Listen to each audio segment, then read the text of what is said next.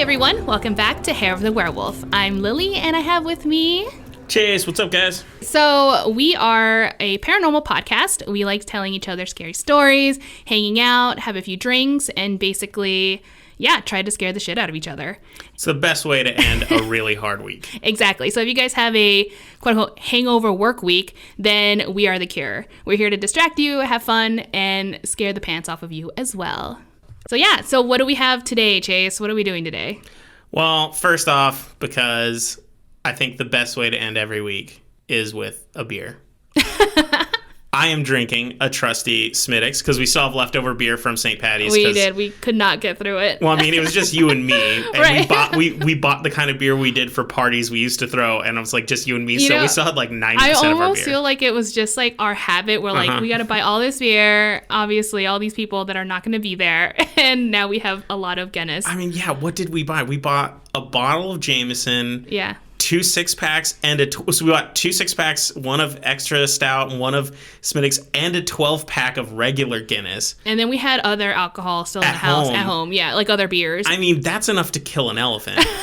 And it was just the two of us drinking. So we still had quite a lot of beer left over. And I think at some point, true to form, at the end of the night, we were like, can't even function. We're like, let's just take a shot. But it's still, which is the worst thing ever. But it is still March, and I am 100% okay with March being nothing but Irish beers. Yes. So cheers to that. Still good. Awesome. So recently we had a question from one of our good friends. She asked us, she's like, what is the scariest movie streaming on? And then she listed, I think it was like Amazon, Hulu, and Netflix. And I think it's because she was in the mood for a scary movie and she just wanted to know what was like the best thing available for free. That's it. So shout out to Alex. Hey, Alex. And so you and me actually struggled for a few minutes because we were trying to find out what was available on there because we know what our scariest movies are. But it's so hard to find, like, some of the best scary movies, they know how good they are, and they're like, we're not going to be free anywhere. And it gets even worse closer to October. Yeah. But thankfully, The Conjuring is on, like, Netflix or something, or Amazon. It definitely hits a lot of your triggers. There's, like, a basement, there's, like, demons, or evil witchcraft kind of stuff. Yeah, possessions and stuff. Exactly. And kids that are not only scary themselves, but being scared. That stuff grinds on my gears a bit. And so we obviously mentioned that. We also mentioned It Follows, which is, I think, what she actually watched, if I'm not mistaken. Which triggers me. It triggers Lily. I think it's scary. I don't think it's top 5 scariest, but I think it's top 5 possibly best horror films ever made. It's just like a wonderful movie. It's got like high quality production and I love it. I would describe the movie as dread as opposed to jump scares or there are many jump scares, and any quote unquote jump scares that you might see are real scares. Like something really is happening. It's not like a cat came out of a cabinet or something. It's real. I was sad that my second scariest movie, and one of my favorite scary movies, it's called The Orphanage, is not anywhere for free. And I hate recommending it. Is it even available to even rent? You can buy it on Amazon streaming. Okay. Yeah. I get nervous recommending it because when I first saw it and I recommended it to people, a lot of people thought I was talking about a movie called The Orphan, which is not a good scary movie. It's like a little girl that gets adopted and she turns out to be a serial killer or something like that. Yeah. Exactly. It's I'm not gonna say it's a bad movie. It's just not for me. And a lot of people thought I was talking about this, so I get really nervous because The Orphanage I think people were like, I saw it, and, then... and you're an idiot. Yeah. So the Orphanage is from Spain. It's made in Spain. It's in Spanish. Was it Guillermo del Toro? I think was a producer on it. I think he only produced it. Yeah, he's not the director. And I would say it and The Conjuring are definitely in my top 3 scariest films of all time. I remember we were one of the only people in the theaters when we saw that, and it was for free. They were giving out like these free vouchers because no one was coming. Well, I got them at my comic shop. So my comic shop regularly would get free movie tickets. Yeah. And when I came in there, he's like, "Hey, do you want this?" And it was a huge pile. I'm used to like them. That's kind of what I was referring to. Yeah. Like, no one was going, and no one did except us. We were like poor college students, so we're like, hell yeah, we're gonna go see a free movie. And it blew our minds. Yeah, it's absolutely horrifying. Like I'm going to sound like a 9-year-old kid when I say this, but I think I probably had nightmares for a couple days after that. Like, I was terrified. It just hit me in the right place. That's awesome. For anyone listening, if you want to know really good free streaming movies, It Follows and Conjuring are out there. If you haven't heard of them, they're worth your time. Yeah. Orphanage is not free, but it's totally worth your money. Do it. So anyway, that was a small tangent. I just thought that was a fun thing to talk about. Yeah. It's been a weird week for us, I'd say, because you were actually called upon with your parents to like figure out a situation underneath the house. Yeah, that so sucked. I get this panicky call early in the morning from my mom. She's freaking out because when they woke up, they heard the water pipes were running when they woke up. And they said they could hear it through the vents, suggesting that one of the water pipes under the house had burst. And so my dad, he's getting ready for a surgery. He's not in a physical position to go into the house where normally that's just what he always does. But at this moment, he just wasn't ready. So I have to drive up to their side of town. And this is early in the morning. I'd gone to bed late, so I'd only been sleeping like 3 hours. You know, my hair's all greasy. I'm unshowered, and I'm getting ready to crawl under a house. And this, I think that's a perfect situation. I mean, you don't want to be cleaned and washed. It's fine to be greasy underneath the house. I know. And they hadn't drank in a long time. I hadn't drank since St. Patty's, so I didn't like smell like booze or something, which I don't want my parents. You're not still drunk. Yeah. It had been forever since I drank or anything, but right. Man, was I not ready to crawl under a house. And there's another layer to that. I'm kind of terrified of my parents' crawl space, which roots back to when I was a really small kid. When I think I was like 5 or 6 and my dad went into the crawl space, I remember crawling down the chute once just to take a look. And crawl spaces are not friendly. Didn't you say you thought you saw something there under there one time? I remember I had a nightmare about it because I couldn't stop thinking about the crawl space. Okay, you told me something different. So it's only about, I'm going to say 2.5 feet tall under there. But then there's also pipes and insulated vents. So you have to like crawl on your belly and squeeze under them and over the pipes and everything. But it's also pitch black under there. So you have a flashlight. And since there's all the cement pillars that supports that all the house are on and all those pipes and everything, even with a flashlight, everywhere you point, it's like still 90% in shadow. And the house is on a U formation, so no matter where you are, there's huge sections that you just wouldn't be able to see no matter what. So it's a very isolated, it's very scary. You're crawling and squeezing, and I am claustrophobic. And so I've always been scared as a kid, but throughout my teen years, whenever something happened with the pipes, me and my dad would crawl under the house and we'd have to fix it and repair it. So I got used to being down there. But every time I had been down there, I was always down there with someone else. And was this your first time down there alone? This is today. This was 2 days ago? 2 days ago. This is the first time in my life I've ever been in that crawl space by myself. Ooh, that sucks. And so I go into the crawl space, and, I've got me a little bit of and a little bit's the wrong term. I've got me a lot bit of a beer gut.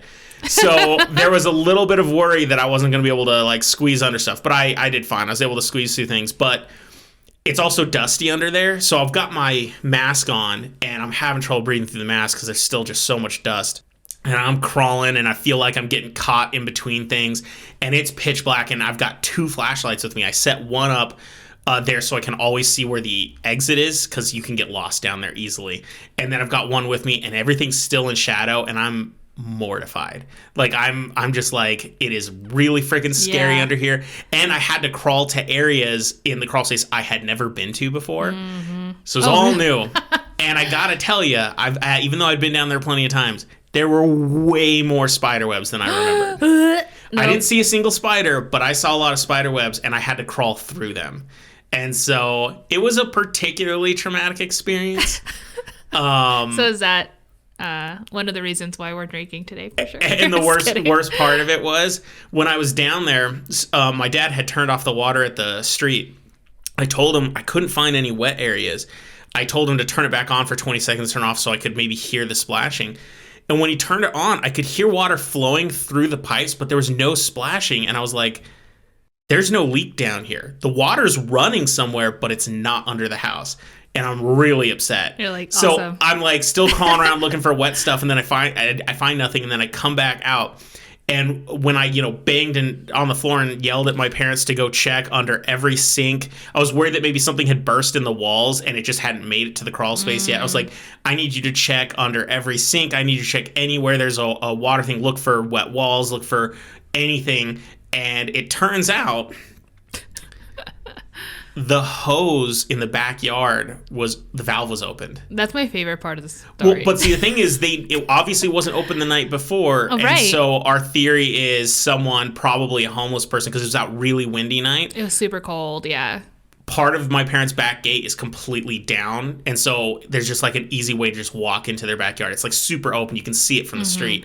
So my assumption is a homeless guy was trying to get away from the really crazy used wind. The water and didn't shut it. Well, yeah, and he probably got a drink of the hose before he left, because my dad heard it right early in the morning. My assumption is when the sun came up, he decided to leave. Right. And probably got some water before he left, and he didn't turn it off because, he's already going into people's yards. I don't think being considerate would have been the number one priority. Or maybe he was spooked. He's like, oh crap, I can't Very go around true. Very and true. turn it off. I have to leave now, which makes sense.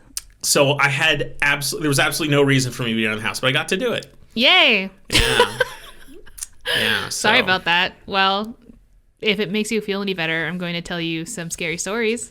Sweet. I hope they don't have anything to do with claustrophobia.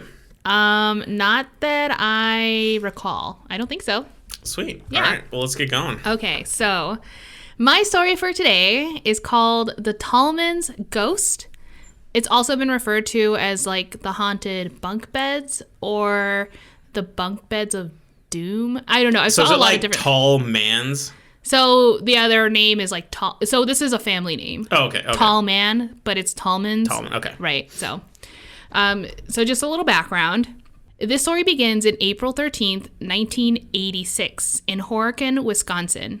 So that's like we were alive, both of us. I was barely alive. Well, not barely. I was definitely full alive. I was only... You make it sound like you're on like life support. Well, no. I was out of the womb by that point, but only a few months old. Yeah. So anyway, this, like I said, it was in Wisconsin on Larrabee Street, where Debbie and Alan Tallman and their children move into their new home.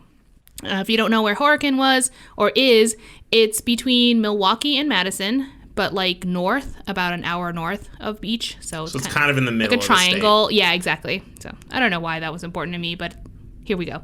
I like how you just assume that most people even know where Milwaukee and Madison is. Like, we've got a few listeners from Wisconsin. They're going to be like, oh, yeah, I know this. But, like, everyone else I'm literally like, in Horicon right everyone now. else is like, where's Milwaukee? You're like, yeah. Well, you and I know, sort of. Well, we've been there, so yeah. The population at the time was around 3,800, but now it's closer to 3,600. It's pretty... It's dropped. It has dropped. What a thriving community. Yeah, I guess they didn't need the extra 200. So Debbie Tallman was a housewife, and Alan worked as a supervisor at a manufacturing plant. The family attended church every week and basically didn't really believe in ghosts before this incident. According to family friends, they were respected in the community and never really gave indication that anything like this would ever occur. Sure. So they weren't like this before, like nothing. Gotcha. Do you know what I'm saying? Yeah. So, and then, also real quick before I get into the story, the reason why I'm not going to be naming the kids' names is because during interviews and also in like articles that I read, they just don't want their kids' names revealed. And also, I couldn't find it. So there's those two reasons. So I'm pretty sure if they got interviewed now, because if they were kids in 1986, they sure as the fuck should not be kids now. They're well in their 30s, maybe even 40s. I don't know how old they were exactly. Yeah. But I mean, so there's 3 kids. There were 2 daughters and 1 son. The son was the oldest, and then the 2 little girls. They were probably like 3 years old or something like that. Not that I would say their names anyway if I found out, but if you're like, why do you keep just saying the son or the daughter 1, daughter 2 or something like that? That's why. Just refer to them as sister. Dun, dun, dun. I don't know the song. I think it's just sister the whole time. You were totally binge watching that a while ago, and all I could hear in my room is like, just that theme song was coming on every 25 minutes, and I was like, this is the worst theme ever. Super short episodes, obviously, because this is without commercial breaks. Yeah. But yeah, I watched that whole damn thing, and I gotta say it was really entertaining, but it did start to falter a little bit towards the end there. But okay, like most sitcoms, I guess. Yeah, you can handle that. I can handle it. I can handle the cheese. No, but you've been able to rewatch a lot of those old ones, like Saved by the Bell and Boy Meets World. And Hey, Boy Meets World was still good. No, Although it started to get a little crazy I'll there. admit, of all the ones that I would sit down every now and then while you're watching them, Boy Meets World seemed the easiest to handle. Yeah. But you were definitely, even Full House, you were hitting. I actually rewatched the whole Full House. The one that I could not get through was Family Matters. Oh, that was rough for me, too. I got I'm not joking, I think I got to season 3 and I was like, I can't. I'd say the only retro show that I like watching with you that I do think still holds up, because, obviously, as if the listeners don't know, you love watching these old shows. Yeah. The two that still hold up really well are Home Improvement and Roseanne. Oh my God, love. They're both still really good. Yeah, they're really, really good.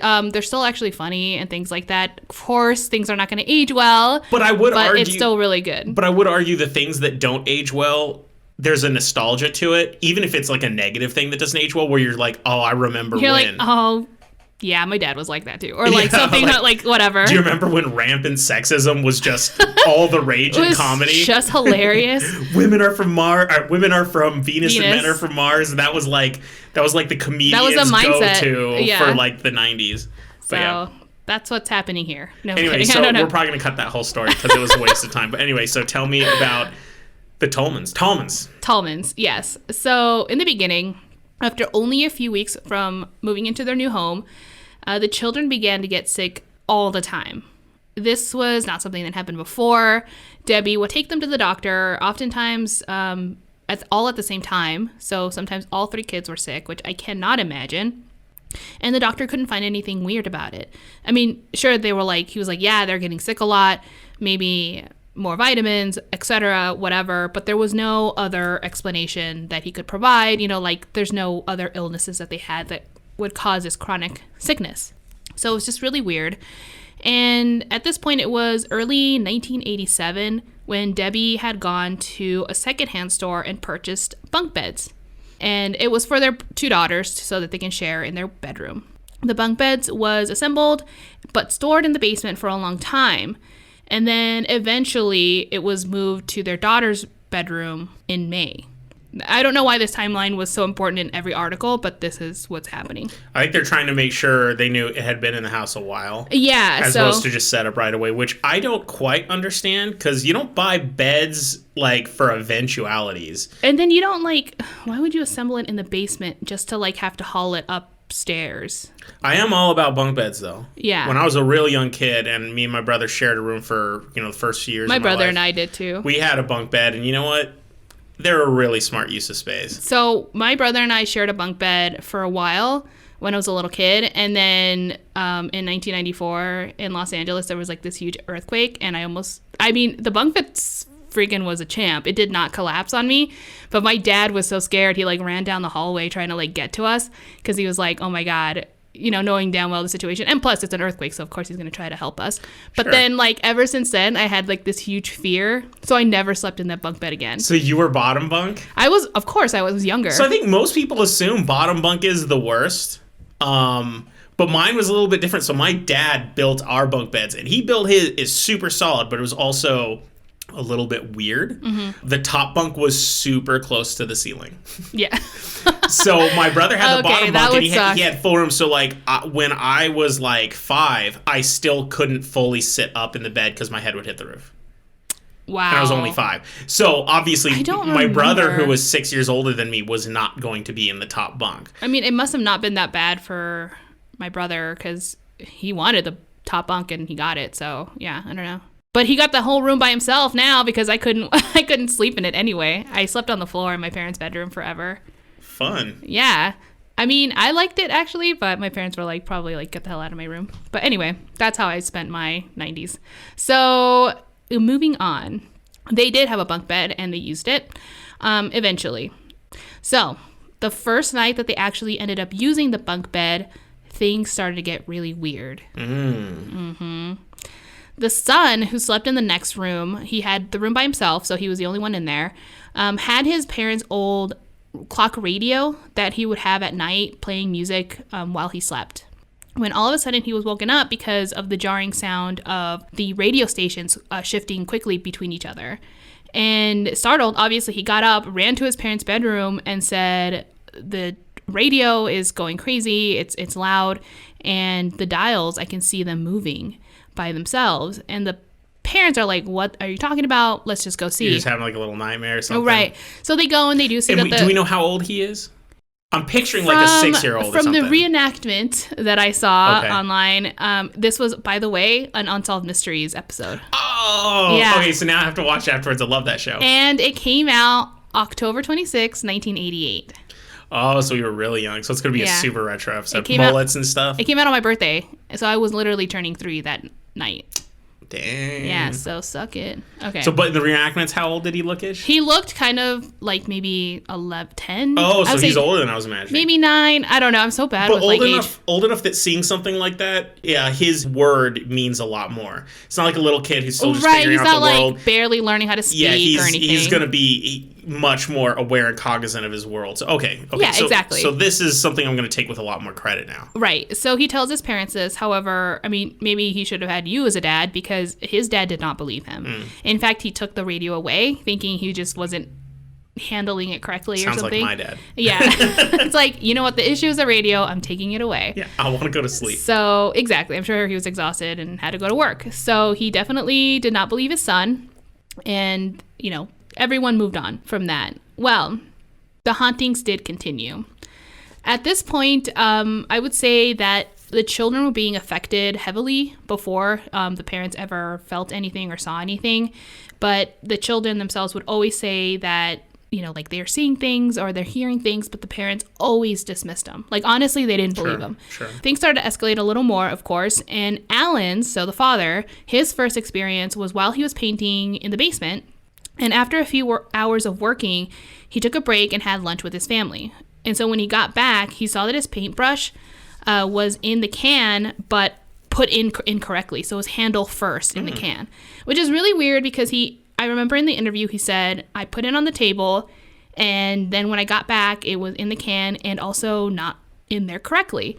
It'd be hard for a brush to fall in like that. Even right, because it's top heavy on the other side. Exactly. So I didn't really understand the physics of that either. And with that said, it wasn't one of their kids messing around or anything because he was literally having lunch with them just moments before upstairs. So, weird. Maybe a homeless guy walked into his house and turned on his hose and put in his can. And got startled. Got startled. He's like, where's my bunk bed? Okay. But no, Where is it? No. So Alan, at this point, he recalls it now while he was being interviewed, but to be honest, he said that at that time, he really didn't think about it much further. Alan was probably the one that was like a true non-believer. Like, I don't think he believed in ghosts, anything like that. So anything that would have occurred, he was very willing to explain it in other ways. Sure. And or just dismiss it. Hardcore skeptic. Exactly. So, well... Unfortunately, one night, Debbie woke up to the sounds of her children running around and laughing and playing in the middle of the night. Sweet. Frustrated, she got up, looked around, trying to find her kids, but she couldn't find them. And so she goes into their bedroom thinking maybe they ran back in there, but saw that they were all fast asleep. So they didn't seem like they were faking it, and she basically got up, and as soon as she opened her bedroom door, the sound stopped, so it would have been very hard for them to have gotten away with it. I know what you're thinking. Okay, so it does sound creepy. I'm acknowledging that if her perception is as good as she thinks it is, this is very creepy. Mm-hmm. However... Well, she's a stay-at-home mom. I think she knows these kids like the back of her hand. You're right, but you're also not giving enough credit to when kids are kids, and we were kids. We were really good at hiding it. I was super good at faking sick, and I was super good at hiding. But maybe you think you did. I don't know. Very true. Your mom just rolled her eyes like, whatever, he's in the bed again. No, that should be fully accepted as you could absolutely 100% right. Yeah. But don't underestimate kids. Sure. Just saying. I mean, I guess. Okay, I guess you're right. I think when my brother and I were really, really little, I think we saw on TV once where it was like a really cool thing to get like a midnight snack. So we did. I remember the story. We would wake up, and these are like school days too, so it wasn't even like on the weekend where it would make sense. And hadn't you gone to bed at like 9 or something? Yeah, we went to bed at 9, and then we waited basically until our parents fell asleep. And so it wasn't really midnight. It was just like whenever the hell my parents were finally sleeping. Sure. And so we got up, and then we would have cereal. as our midnight snack because we didn't have a lot of sugar in the house. And then we just like went to bed. It was and it was like so fun and cool because we had to be like really sneaky, and opening that bag of cereal was probably the hardest thing I've ever done in my life. But yeah, without waking up our parents, and we did get away with it. I think my mom would have been pissed if she found out. To be young again, because this was fun. Because right now, my 36-year-old fat ass, all I'm thinking about is waking up to eat and go back to bed. I'm just imagining the acid reflux of lying down after eating. And there was no acid reflux. And I know, but I was like, I couldn't do that these days. But it was so silly, like. We ate cereal. Like, it wasn't even, it's like we had breakfast again or something. It was dumb. Well, I think the funny part is, like, you guys didn't understand what the purpose of a midnight snack was. We're, like, making steak. You're like, so people like waking up and eating. No, they're having the snack because they're up already. They're up already. So long, their body's like, it's time for the next meal. And we're just, like, these dumb kids who are, like, sleep deprived. We're like, we gotta do it. This is what adults do. Yeah, it was very interesting. You guys are the ones that you'd hear like in movies all the time, people talking about a nightcap, so you guys felt like you needed to buy a hat just to wear at night. At night, we're like, obviously we're adults, people. Nightcap. If I had heard the term, I probably would have thought that too. So, oh well. So yeah, moving on. I guess maybe you think the kids were actually running around, but who knows? I'm saying it could go either way. If her perception was great, is awesome. Yeah. You're right. So anyway, their daughters, who, like I mentioned before, slept in the bunk beds, began to complain in the middle of the night, would wake up, call out for their mom. She would come in, and they would say that we saw a witch standing behind our door. She would also say, the daughter, that there was fire around and that, there was things going on, and she saw red eyes and all these things. But, like, she was so little. And in the reenactment, I'd say she probably was like around 2 or 3 years old. So I kind of understand how the mom said she dismissed it. She's like, at the time, I thought she was just having nightmares, but it kept happening quite often. And it was very much the same descriptions. So was it, I don't know, like when kids have nightmares, they tend to just be scared and they want to hug you. And they might say like, there was a monster or this or that. But these were fairly detailed things, especially for a little kid. It sounds like why would they have this reoccurring person or thing, I don't know. I don't know if that's normal. Maybe it is, and I'm just giving it too much creepy credit. So, not really giving it much credit, the mom was like, no big deal. So, another thing to note, and that she mentions in her interview, is that both Alan and Debbie, whenever their son was having a nightmare or their daughters were having a nightmare, they never crossed that information to each other, to the other kid. So, for example, they weren't sharing it with them, right? So it wasn't like, oh, your sister was having another nightmare about about a witch or anything like that. So they didn't know. But kids talk though, right? I mean, I'm guessing, yeah. So I think that was a really cool point from the parents' perspective, but not so much for the kids. Well, no, because David knew exactly what I was afraid of when I was a kid, and he used it against me. Well, so I think, at least in their situation, that when people share a room, like the sisters, I would imagine they would communicate, but maybe not with the brother, because he's in a different room and he's older and all that. Maybe. So. I think maybe you're right. So the reason why I bring it up is because one night they heard their son screaming in his bedroom. So obviously Alan and Debbie go inside trying to find out what's going on, and he's pointing at the door saying there's an old woman standing by his door, and that she has long black hair, red glowing eyes, and that there's fire all around her. So, yeah. This is the point where Debbie freaked out. Because I think she was kind of like... And he was awake. He was absolutely awake. And he's older, like you mentioned before. So maybe there is more merit to this in saying, like, he has more details. It's more coherent than our 3-year-old and then what she's saying. But it's consistent as well. So it's very strange. I think, so this is basically about the time that she mentioned as well, Debbie, that she believed her house was haunted. So very desperate, Debbie and Alan, I guess he agreed to it as well, turned to their pastor, Wayne Dubratz, I think is how you say it, for advice, and actually invited him to their house.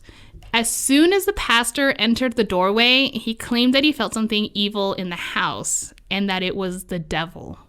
Fun. So wait, remind me if I missed it. Did we establish how long they had lived there at this point? Because I know the bunk bed was newish. The bunk bed was newish. So they moved in 86. Let me look. I thought this took place in 86. Yeah, but when they got the bunk bed was in 87. Early 87. So they moved in April of 86. Okay. And then early 87. So but see, the thing is that the kids were already getting sick. Okay. Pretty early on, like just a few weeks after moving into the house. But a lot of the things and what people seem to associate the hauntings was the bunk bed for some reason. Okay. But it's such a short timeline at this point, it could be a haunted house. Like, it's not like they lived there for 20 years and then these bunk beds show up. Okay. This basically was rapid for hauntings. You know what I mean? Like, they basically knew something was up. Or at least the kids definitely knew something was up. So like I said, they got the pastor to get into the house and he said it was a devil. Which, by the way, what the fuck? Because... I mean, I get it if he's like, oh, sure, you might have a ghost or a demon. That sucks. But the devil, I mean, that's just, I would say I'm out. Yeah, right? It's Bye. I don't know. That's excessive. The he who shall not be named. Yeah, is here. Well, Pastor Wayne was interviewed as well on Unsolved Mystery. This is where I got this information. He further explained that he did think that it was the devil's work and whatever was inhabiting the house was of the occult realm and that it was demonic. So now it's sounding like maybe it's just a demon or... And maybe he's saying it's the devil's work. To imply nefariousness. Exactly. Not necessarily the direct workings of the desolate one. But he legit said the devil earlier and I'm like, what the fuck? Like, he's in my house. Okay. Ain't nobody got time for that. No way. So he told Debbie and Alan that the reason their children was getting sick was because the entity was feeding off their energy. And that's how it gained so much power to manifest. Yeah, really effed up. So the hauntings in their home definitely did not stop. The family started getting very agitated, tired, and basically everyone was like a total nervous wreck. This entity was not letting up. And oftentimes they would hear doors slam shut, chairs would move on their own, and they would definitely hear voices around the house, even calling them by name, which is very, very... creepy. Very creepy because it's just so much energy to do that. You know, it's not like what they can do or what they're thinking or like, I don't know. It's very taunting. It's very intentional. Well, and this is tiny family is the wrong term. It was 5 people. But I mean, this is... such a small family, you know what everyone's voice sounds like. So if they say your name, it's not like you're hearing someone through the wall or something like that. They're saying your name and you know what voices sound like, so you're like, this is not that person. Exactly. Yeah. That part upsets me. That's the kind of thing that would really mess me up. I would just think I was going crazy, but if everyone else was experiencing it, I'd be like, okay, well, there's something here. There was an incident where Debbie actually was in the basement doing some laundry. She said this actually would happen often. And she would hear her voice being called out while she was down there. And it sounded like, not necessarily just her voice, but oftentimes it would say, come here. And it was trying to lure her into different parts of the basement. No. Your face. Just imagining my experience in the crawl space. Yeah, a couple days ago. If you've heard a voice say "come here" while you were down there. Oh, you mean I probably would have just died. I think my head would have exploded. Good fire. Yeah, my head would have exploded, and the emergency recovery crews would be like, "Well, something happened. His head's like gone." Yeah, so obviously something here. And he pooped himself. But not before he shat himself. Interesting. So that is exactly how Debbie probably felt, and she was very freaked out. In an interview with Alan Tollman, he said that he started also having visions of him coming home and finding his entire family brutally murdered. So he's having visions, like unrestness that's going on. I don't think he ever felt violent himself, so it's not like an Amityville horror situation. It was just like him being very scared for his family. Like it truly was a threatening entity.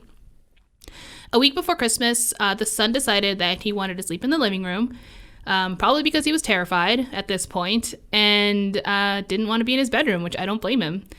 Anyway, when he wakes up, he saw an old woman standing in the living room telling him that his entire family is going to die and that she was going to set the house on fire and they're all going to burn alive. Of course, the son tells his parents, and at this point, Alan completely fucking loses it. He starts screaming at the top of his lungs, yelling at the entity to leave his family alone, and even goes as far as threatening it, saying, if you're gonna fight anyone, fight me. So he wanted to I would like to think that he was drunk when he did this, because it just sounds such a drunk person thing to do. But I also kind of thing an angry Shane would do. Well, an angry Shane or an angry dad, you know what I mean? Yeah. Like him just being I can see your brother, because he's a dad, just exactly what he would do in this scenario. Fight me. Yeah, probably. So he definitely called it out. Initially, well, at least not that night, nothing else came of it until 3 weeks later, on January 7th, when Alan returned home from work at 2 a.m., so he had a late shift. He parked his car in the driveway, got out of his car, and he began to walk to his front door, where all of a sudden he started to hear a loud howling sound, like a howling wind coming from the garage. Oh, okay. Yeah, so like a ooh. I was thinking like a wolf, but... Oh, right, I thought so too when they yeah. first said that, because they only said howling, and I'm like, I don't get it. But it's a wind howl. He stopped for a moment, and as he listened and got closer to the garage, which is where he thought it was coming from, he noticed the howling got louder and louder. He mentions this in the interview because he was literally outside and there was no wind. So why is he hearing it but not feeling it? Alan continues to walk towards the side of the garage. He kind of goes around the house, sure. And he hears a voice say, "Come here." Alan apparently comes here because he cometh because he goes to the side of the house, continues to walk down, and then notices that the howling gets quieter and quieter. So he's like, okay, well, whatever it was, it's gone or something. So he comes back around to the front of the house, and then he hears the howling wind again, and hears the voice say, "Come here," multiple times over and over again. When he gets back to the front door, he's like, I'm just gonna go into the front door and just be done with it, because I have no idea what's going on. I'm out. Yeah, like I'm just gonna leave. So the garage, right before he gets into the house, he sees illuminates bright orange, and it looks like it's on fire now. So he's like, what the fuck? So he obviously opens his front door quickly. How have I never heard of this story before? It sounds like an 80s movie. I know, it's so crazy. And so he gets in his house, he puts down his lunch pail, he said, and then gets his fire extinguisher and goes back outside, obviously to extinguish the fire. But when he gets out there, everything is quiet and perfectly still. There is no fire. So what the hell? Did he really get off late from work, or was he out drinking with the boys and got home? This sounds like something's on shroom, not when you get drunk. I don't think I've ever hallucinated a fire drinking. No, I know, but I mean, sometimes drinking with the boys means doing other stuff, and maybe he set it on fire. I'm not saying there was never a fire. Okay. I mean, there's a good chance he was parked in the wrong driveway, too. He just my neighbor's garage is on fire. Oh, well. No, that's not the incident that happened. It was very much This sounds horrifying. I would lose my shit. Yeah, exactly. I would move out the next day. Well, no, I'd move out instantly. Yeah, I'd be like, everyone's like, pack now. But apparently, I think this really shook him, because the part that I think I have to understand from Alan's perspective is that he was such a non-believer that these things happening to him, I don't think he's processing correctly, because he never removed his family from the home. I think he was very much like, there has to be something else going on, but he's still scared out of his mind. Absolutely. Because what he does after this happens, so he goes back into the house thinking, okay, there's no fire, I can't extinguish anything, so I'm going to go back inside. So he does, and when he gets back inside, obviously he's still shaken up, and he picks up his lunch pail. And as soon as he picks it up from the ground, it shoots across the room onto the other side of the living room and breaks a lamp. So he's just standing there now, just seen a fire that didn't exist. His lunch pail flew out of his hands and broke something in the living room. And he said, his wife said in the interview that she saw Ellen run into the bedroom, because at this point she heard all the commotion. And so she was awake, but she wasn't witnessing anything. She's on Reddit or something. She's just Redditing. And so he goes into the bedroom, and she says that he was so frantic, he just threw the car keys on the drawers, and he went into bed.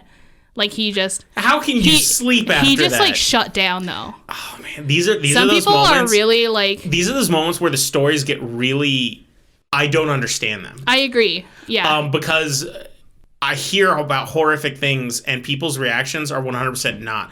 Maybe people do react very differently because you and me have not had those kinds of situations to us. And you know how when we watch like horror movies and then we're like, why are they doing that? No one would do that. Maybe they would. And it's just that we've never been there and done the stupid stuff people do when they're scared. Exactly. And I think Scream did a really good job of portraying that. They're like, why would she run upstairs? And then like she literally runs upstairs. That's a good point. Yeah. I didn't even think about that. Yeah. So, you know, I think Scream really was a genius analysis of horror while being a horror itself. While being a horror. Yeah, exactly. Also a good movie. Great movie. So anyway, Alan, totally still in denial, apparently, but also scared. So it's very interesting. So since the incident of the garage, Alan began sleeping on the floor in his daughter's bedroom to keep them safe. He felt like they were being targeted a lot. And I think at this point, there's no doubt that he was definitely believing that something was going on in his house. Okay. And so he slept on the floor and was like, whatever. Anyway, one night he woke up because mist was forming all around him and a voice telling him, "You're dead." Alan got up, ran into the kitchen, and just sat at the dinner table in complete shock. In the interview, Debbie said that Alan looked like he was completely pale white, his lips were blue, and he was crying. But he was non-responsive. Like, she would ask him, like, what's going on? Did you see something? Talk to me, anything. And he wouldn't say anything. So she was obviously terrified already. She was a believer long before this. So she's obviously freaking out at this point. And with little option, she ended up calling her pastor. So he comes by and kind of tries to like mellow out the situation and help them. He does end up blessing the house at some point. Doesn't really do any good, unfortunately. So I guess I think while he was there, he did calm everything down. But by the time he left, it didn't really matter. I'm not saying this is as comic relief either. Like, if you're going to do some sort of blessing, you got to get the sage, man. You got to get the sage. I'm serious with it, though. Like, I'm not joking. Like, if you and me buy a house, 100%. Are we really? Oh, we're saging the F out of that house. And every house I've lived in since college, thanks to Andrew, we put crosses above the doors.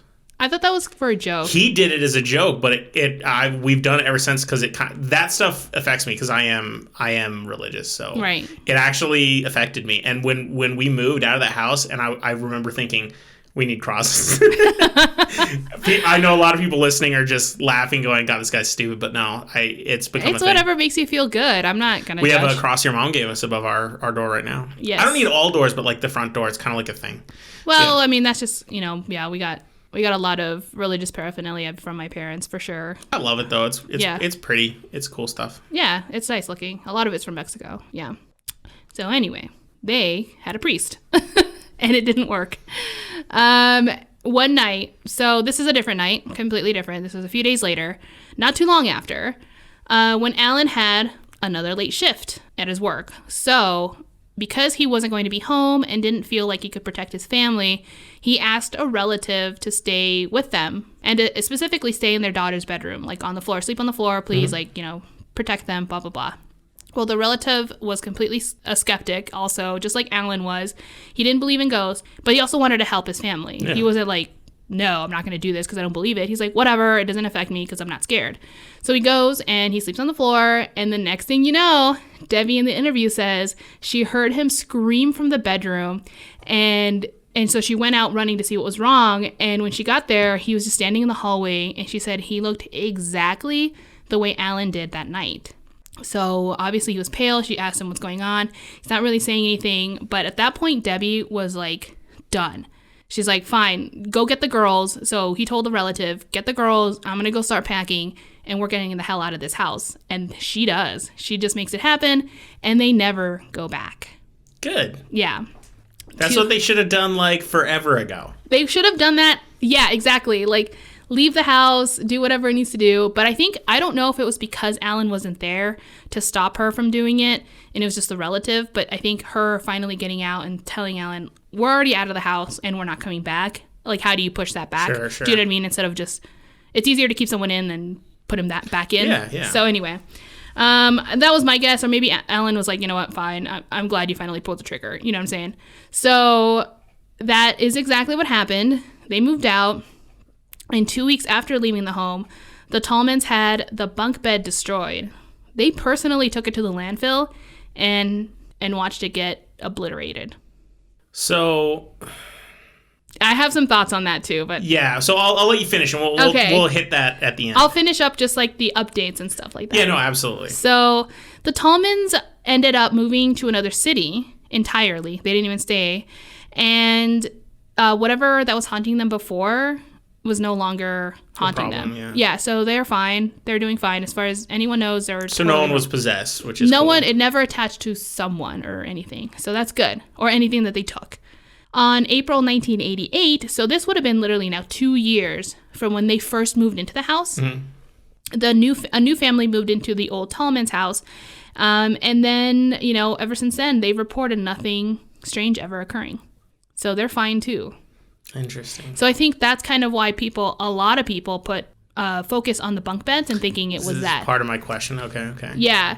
So, what are your thoughts on that? I have things. So go ahead.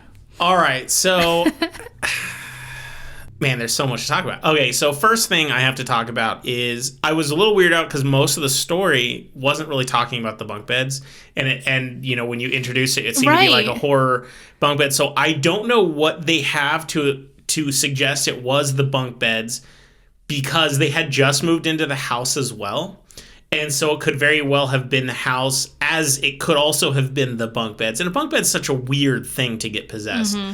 I think it's because Debbie purchased it on a secondhand store. Mm-hmm. And I think she associated that when she brought it into the basement and then things were happening there maybe. Mm-hmm. And then when they moved it up to the bedroom, to the girls' room, then things started happening even quicker. But correlation, not necessarily causation. No, you're right. Because the kids were getting sick before. Yeah, so I would have bought this if they destroyed the bunk bed and they continued to live at the house and everything stopped. I'd been like, oh, that makes total sense. It was totally the bunk beds. And them leaving and the next tenant not feeling anything is not abnormal. There's been That's happened a lot. The Andyville horror house was that exactly. No, there have been, I think, several people living there.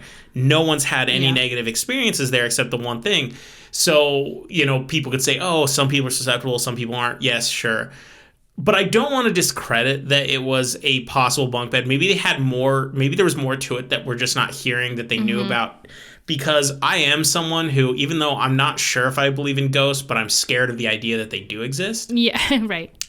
I do very much actually believe in inherent... what's the word, that objects and items have some sort of retention from things that happened around them. Mm-hmm. In other words, like, I don't want to live in a house that someone's been murdered in. And let's say, like, if I go to a thrift shop, I would absolutely hate the idea of knowing, if I'm like trying on a shirt, that it was owned by like someone who beat his wife or, killed kids or something. So you definitely don't like thrift stores? I have a problem with a lot of secondhand stuff because I feel like there might be some sort... I don't want to use the term memory because it just sounds so flaky to say that.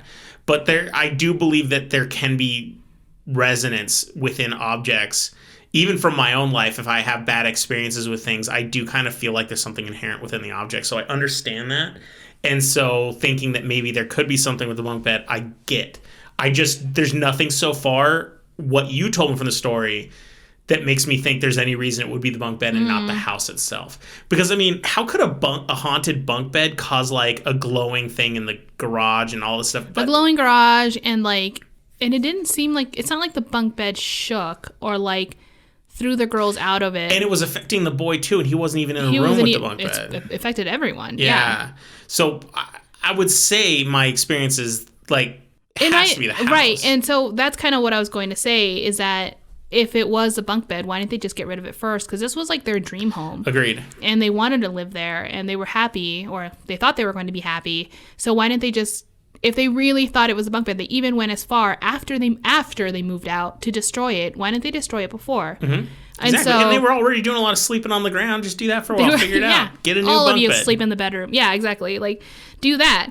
Well, who knows? There are some theories, and there's only really one big one, I'd say, is that the people that knew them, sure, they believed them, and they were like, this is probably true. But a lot of the town think that they were doing it for attention and that it wasn't real. That's not a very uncommon thing to think. Yeah, and I would for some people, it does. When you like see interviews with people, you're like, I believe it. Yeah. Well, speaking of which, I doubt this was a scenario for them because they didn't want to do interviews. And they kept their names. They wanted to keep private. Exactly. They gave their initial names, but I think that was inevitable probably. But they didn't want their kids involved. They even said specifically that they didn't want to profit off something that their kids suffered from. Mm-hmm. So they just felt very like this was something that literally happened. It's not something that we want to profit off of. It's scary. And so they did Unsolved Mysteries only after...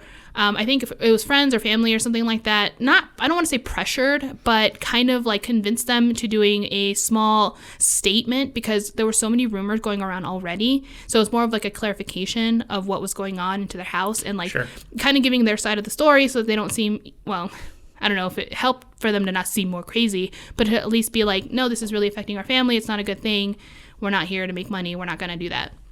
Unsolved Mysteries got wind of this, and so they wanted to do a story. So they agreed. I'm not sure what the terms were or what like caused them to want to do this. Sure. But they ended up doing it, and they even had their own terms. They were in the interviews. They were blacked out, like you couldn't see their faces, and they did not have the kids interviewed, and they only wanted actors to reenact it, which is kind of common. But a lot of times, people that were involved in the story, as you know, in the reenactments, they end up partaking in the reenactment. Absolutely. That happens on that a lot. Show, yeah.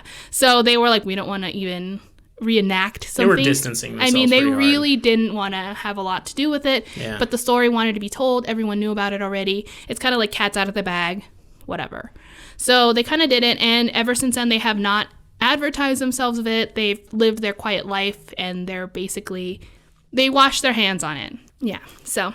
I found this one quote from a newspaper from 1988. It was the edition of The Quill, and it was written by Barrett J. Brunsman. And this is a quote from the town. So, ghost rumors had swept through the crowd at the Friday night basketball game at the local high school. Hundreds of cars swept down Larrabee Street past the Tallman house. People walked the yard of the other 9 houses on the block, climbing over fences, peering into windows. Drunks showed up. They weren't afraid of no ghost. They tried the doors and windows of the Tallmans' house, intent on getting inside to prove their bravery. When the police ordered the drunks and gawkers to stay away from the house, a few would-be Ghostbusters told the cops, "Go to hell." Arrested for disorderly conduct were made. The streets were barricaded. So this entire community was very much affected, and this was already when the Tollmans had already left. Oh, it was a big to-do. It was a big to-do. I just thought that was a very wonderful piece from this writer to describe the behavior of how people can react to something like this. It's very scary, so I can understand how the Tollmans might not even want to be associated either, because that's such a big thing. So here we go. That's the story. So I've got 2 big questions then. Ooh. Number 1, do you know the address? No, not the specific address. Oh, let me rephrase that. I actually didn't look it up, but I have seen multiple photos of it, and it wouldn't be hard to find. Like, I think people know exactly where it is. How willing to drive in front of that house would you be? Very willing. Not me. Really? That one messes me up a little bit. It's a demonic possession kind of thingy. According to the pastor, it could just be a very, very angry ghost. I mean, still hurting you, freaking you out, all the same. I mean, that was like 30-some years ago. Now, yeah. And since there hasn't been any problems yet. But I don't want to drive out of my way to a tiny town just to go in front of a scary house if, like, there's nothing crazy. It's only an hour north of Madison. That's 2-hour round trip. That's true. That's a long time to drive in front of a house. Maybe we'll get some good... A little spooky drive-by. Yeah. So I kind of scared you, so yeah, mission accomplished. You hit stuff that does bother me. Like, especially if someone I knew was telling me this stuff, I'd be like, God damn it, I don't want to be anywhere near that house. I don't want to take care of your kids. Yeah.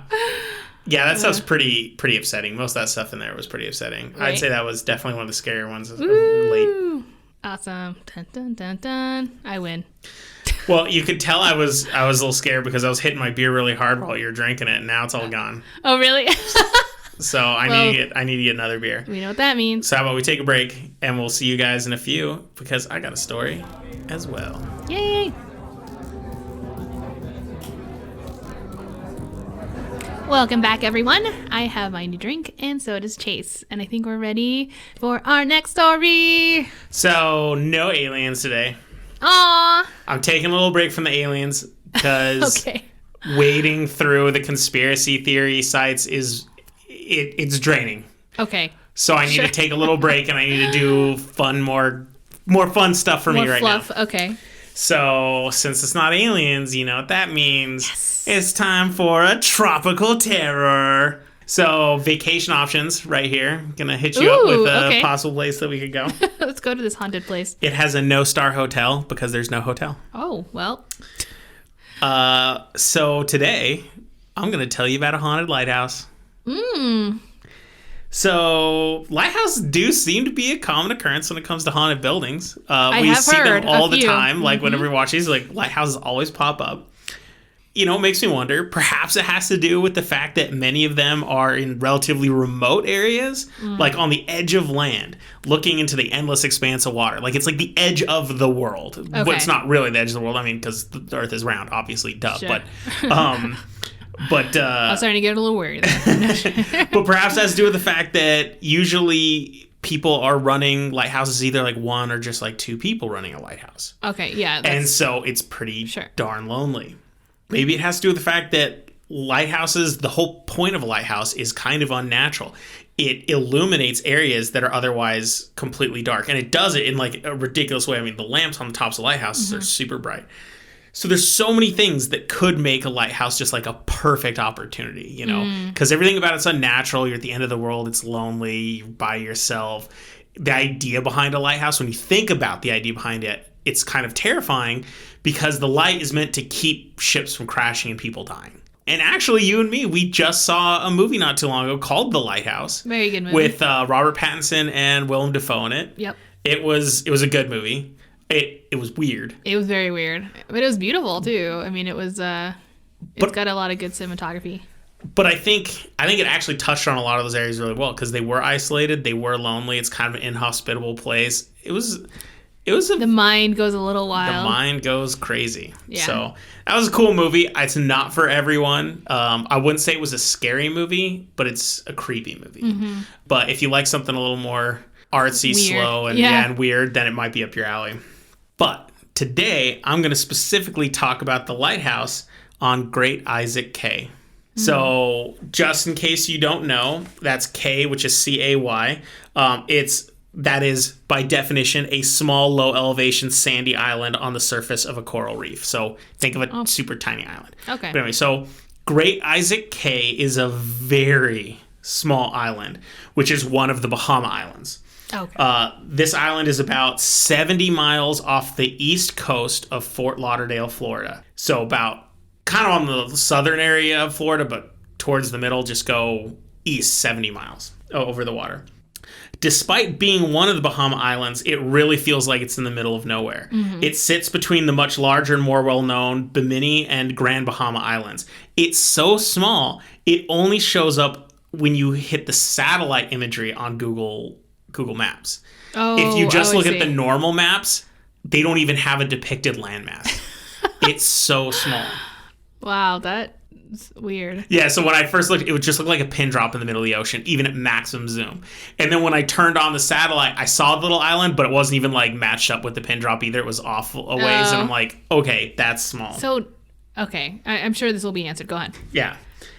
So this island is only accessible by boat, obviously, and the only thing on this island is the lighthouse and the little itty bitty buildings right around the lighthouse that are for the lighthouse, you know? Okay. Like the cistern and the quarters to like sleep in and everything. Like really small, like one room buildings. I couldn't get exact sizes for the island online, but from the pictures, the estimation, because I know how tall the tower was, it appears that the island is only 350 feet wide on the short width. Whoa. And 1,500 feet wide long-wise.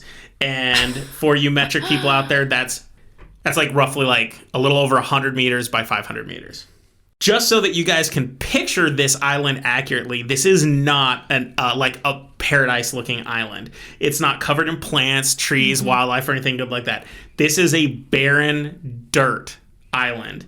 and it just has a couple small patches of grass and a couple bushes. It is flat and it is dirt. So it's very much sounding like the lighthouse here. Like the way the atmosphere. Hold on one second. For those of you who are listening to us, there will be pictures on our social media, so you should check them out. I'm going to be showing. And those of you who aren't listening to us, you have no idea what we're saying. Exactly. So, just so you know, here is Florida. This red drop. Only worry about the red drop and the number middle picture. Don't worry about the bottom picture. Okay. That's for another day. Okay. Yeah, this is very similar to what the lighthouse, like very kind of rocky, and then some desert, but not desert, sand. Yeah. That picture's misleading. I'm going to do a better one online because that picture makes it look like the land extends. That's almost the entire island right there. Holy cow. You're seeing almost the whole thing. So it's basically just a rock. It's just basically a rock. Yeah, that boats for them to need a lighthouse. Absolutely. Yeah. Okay, cool. So the lighthouse itself is 151 feet tall, which is about 46 meters, and is surrounded by about 9 small buildings that I could count. Many of which appear to be single rooms, not much larger than like a big shed. So these are tiny and they're nothing. The lighthouse was built in 1859 and was active for almost 150 years, only being completely deactivated in 2009, very recently. Wow, yeah. Yeah. It's such a classic looking lighthouse too. It's like a tapered white cylinder with the classic looking lantern on top. And it was a powerful lighthouse too. It had a range of 23 nautical miles and revolved around once every 15 seconds. And despite being 23 miles, that still wasn't enough distance to even be seen by the next nearest landmass. That's how far away from anything this was. Wow. I think the nearest landmass was the Bimini Island, which is 30 miles away. Yeah. So, I mean, you're in the middle of nowhere. And I think the whole purpose of this lighthouse was because there's a lot of these raised coral areas. Is just to keep it's pretty much a stay away from here, you're going to crash. Yeah. It's not the hey, come check us out. So it's as lonely as it could be because the whole purpose was to keep people away. Yeah, exactly. So that's all kinds of fun. So I think it's fair to say that this place is super isolated. Without supplies, there is nothing to eat, no freshwater sources on the island, no animals, nothing. The people manning this lighthouse would be victim to the will of circumstance. It would also have been insanely lonely. You can walk the entirety of the island in minutes. And because it's so flat, nothing is ever obscured. You can see your entire world at all times. And there isn't a soul for miles. It would essentially be an open air prison. And to make matters worse, it was haunted. Oh, good. But so you're not very lonely. Yeah. So allegedly, during the lighthouse's construction in the mid-1800s, a British supply shipwrecked just offshore, which kind of explains why they needed the lighthouse, let's be honest.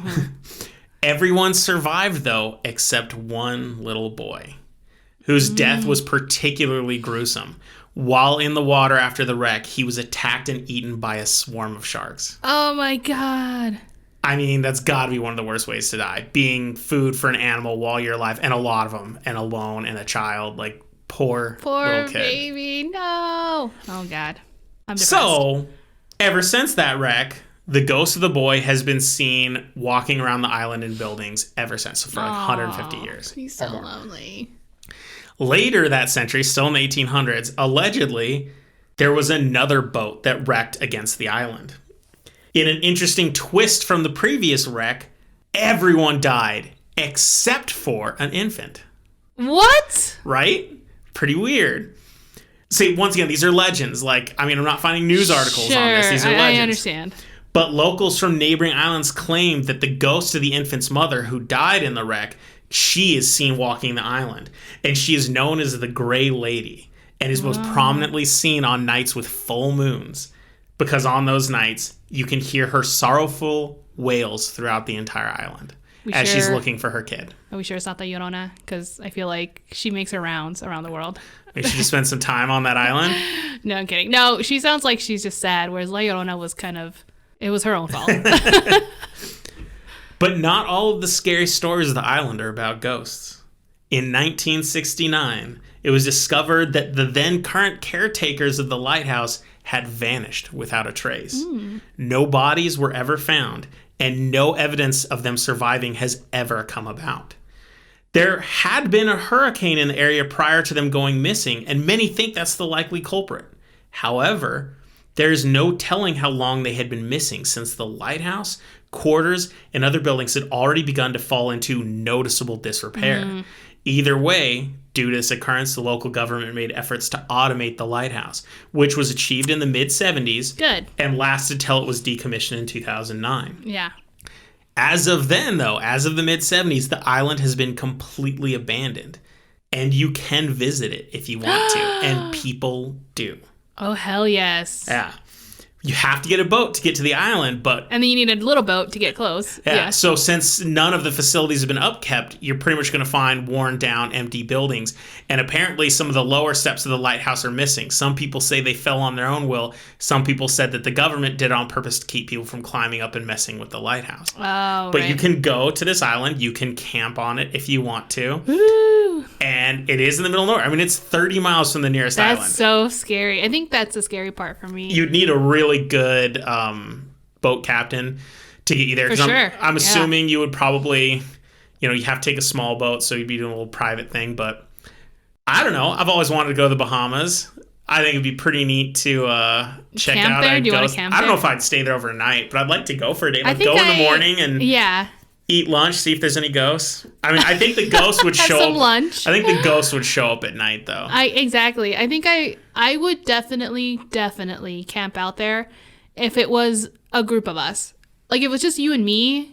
I mean, you and I know how to have fun, obviously, but I think if it was a group of people, I think it'd be a blast. And also enthusiasts like us, you know what I'm saying? Like, who want to maybe do a little bit of a EVP session or like something like that. I'm so down. Yeah, but knowing us and our friends, we'd probably end up being like, well, let's have some cocktails out there. And then what's going to happen is one of us is going to get like injured, but we're going to be on this island in the middle of nowhere in the middle of the night, and it's going to be haunted. And it's just, this is how you write horror movies, and you want to do it. I know my next story. So, but that's on. So apparently there's a lot of haunted stuff in the Bahamas. And this isn't even the only haunted lighthouse, but it's the one I wanted to talk about today because it jumped out at me. Yeah, I like it. So short but sweet. It's short and creepy. Yeah, so ghost mom and ghost kid, different mom and different no kid. relation. No relation. But both victims of shipwrecks. Yeah. Seem to be haunting the island. And those two guys going missing, like, does it make sense that it was a hurricane? Absolutely. But people were saying that the buildings looked like they had been abandoned for a long time. Like, this place looks like... So how long were they on the island? What was it? I don't know. Before they were discovered? I mean, for a building to fall into disrepair, you assume it has to be more than months. So I have this feeling that maybe they had been gone for, like, over a year. Jeez. Okay. But maybe not. I don't know how. I honestly don't know the specifics for how lighthouses are ran, because you got to. I mean, this was before it was automated. You weren't dealing with solar power or anything like this. So I don't know how long they could have been gone. And maybe the reason they found out they were gone is the lighthouse literally stopped working because they had left it for long enough. Oh, right. But people said that there was noticeable disrepair. Like, maybe they had stopped giving a damn. Mm-hmm. Things got bad. Maybe they killed each other. Maybe they died. Maybe they went out swimming crazy. It is actually surprisingly similar to some of the plot elements of the Lighthouse movie. And they're also, their cabin or wherever they were staying also went into disrepair. Like, they had a hurricane and everything went to shit. Like, things broke down. Their water supply was being tainted. I mean, it was just like a hot mess for sure. Yeah. However, this story doesn't have people masturbating in a lighthouse. So that you know of. That I know of. So. And I was okay with not reading about that. So. But thank you for sharing. But thank me for sharing. Yeah. That was a really good story. I liked it. So that was my tropical terror. I like it. So. Woohoo!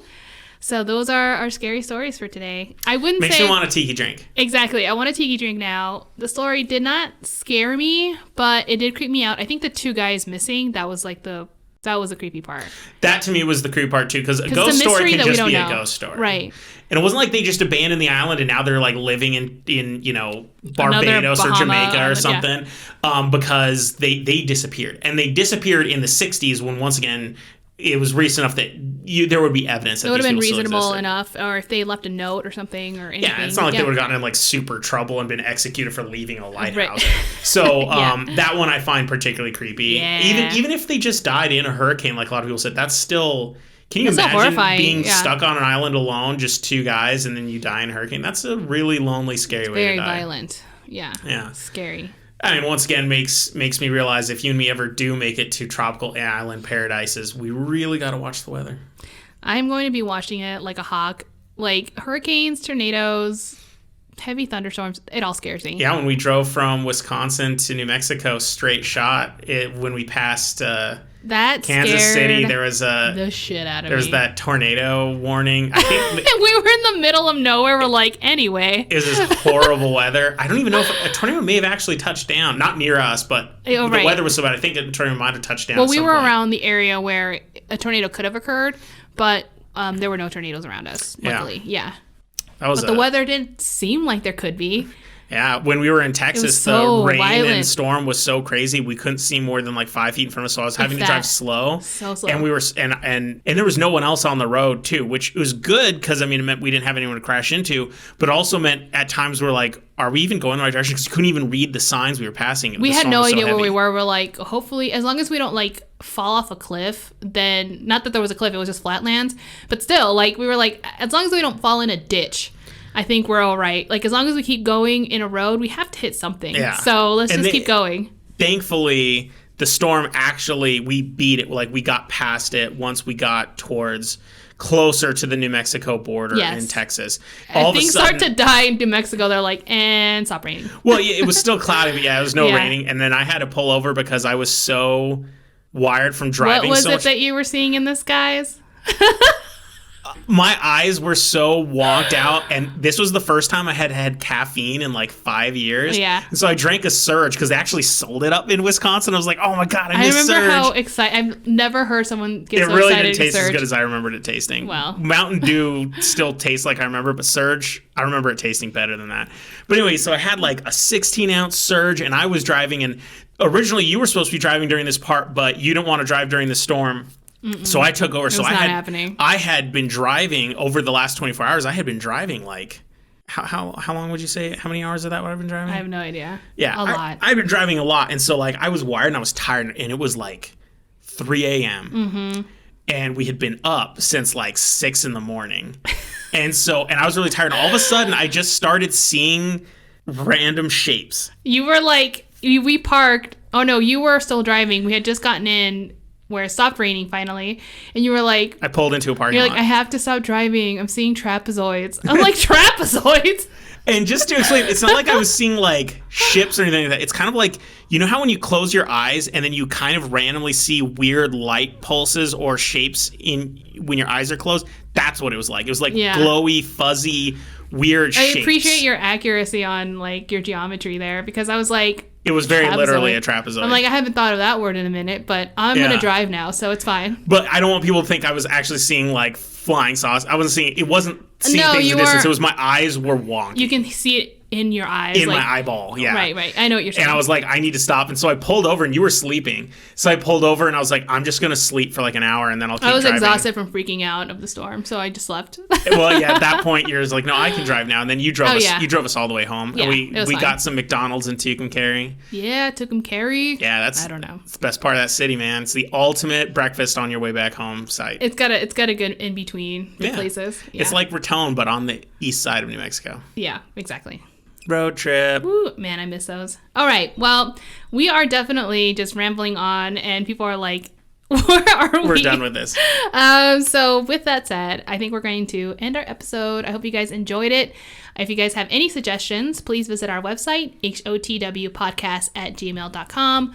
We're also on social media, Instagram, Facebook, blah, blah, blah. So please, if you want to check us out, we're at Hair of the Werewolf, or Hair of the Werewolf on Twitter as well. No, on Twitter, we're at HOTW Podcast, I think. Mm-hmm. So, because they didn't let me do the Hair of the Werewolf or something like that. I think it was too many characters. Anyway, point being, I hope you guys enjoyed us. And remember that the best cure for a hangover is fear. Bye.